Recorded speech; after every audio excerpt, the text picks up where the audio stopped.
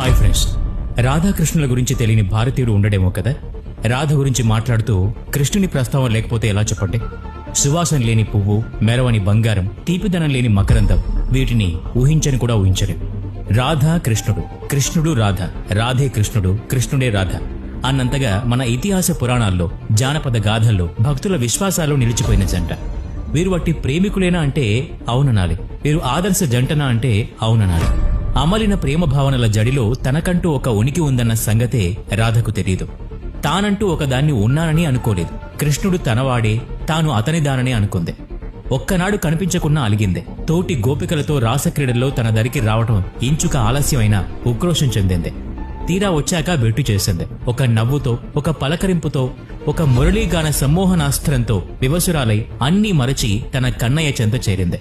తానే కృష్ణుడు, కృష్ణుడే తాను అనుకుంది. బృందావనం రంగులన్నీ